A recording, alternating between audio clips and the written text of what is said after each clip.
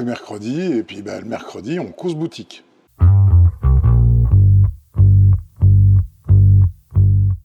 Quand j'ai fait le manche de la Torres, si vous suivez la chaîne, vous savez que j'essaye de faire une guitare classique, j'avais besoin de cèdre d'Amérique, de cédro, qui n'a rien à voir avec le cèdre du Liban, qui est un autre génome complètement, et qui est le bois le plus utilisé avec l'acajou pour les manches, et même d'ailleurs pour faire les tables des guitares flamenco parfois.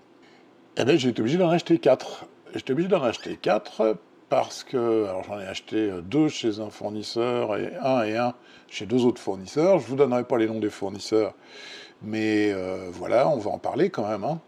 J'en ai acheté 4 parce qu'il y en a 3 où, globalement, la fibre, elle était à 45 degrés par rapport à la surface du bois. Et ça, c'est le véritable scandale du terme sur-quartier, ou premier choix, ou première classe, ce que vous voulez. L'idée générale, c'est qu'il existe un truc qui s'appelle le vrai quartier, qui est un style de sciage d'une grume qui assure que les cernes de bois soient vraiment à 90 degrés par rapport à la surface de la planche. Et ça, évidemment, ça pose un problème, c'est que ça génère pas mal de pertes, voire même beaucoup de pertes. Et le Spanish Cedar, c'est pas un bois donné non plus.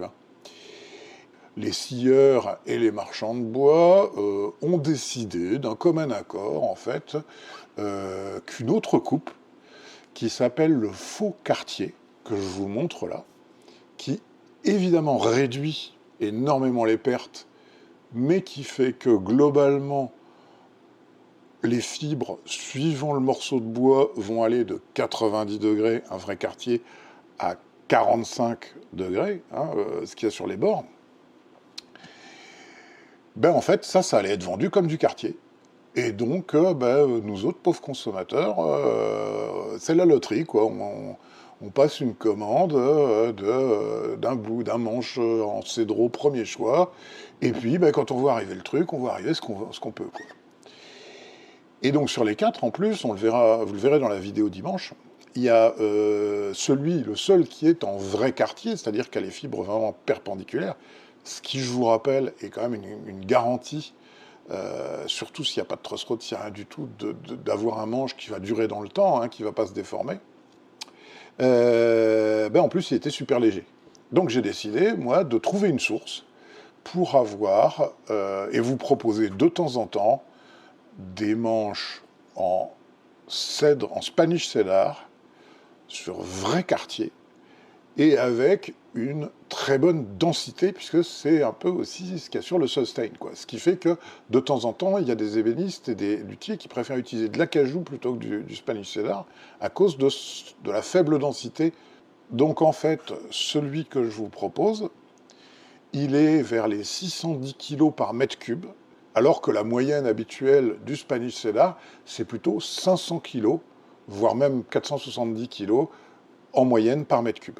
Là, on est à 610. Donc on a, dans ces manches, qui vont évidemment être plus chères que les manches que vous pouvez trouver ailleurs dans le même bois, assurance d'être sur vrai quartier et densité pour assurer du sustain. Évidemment, c'est un peu plus cher, mais l'autre solution, c'est moins cher, mais loterie chez les autres marchands de bois. À la semaine prochaine.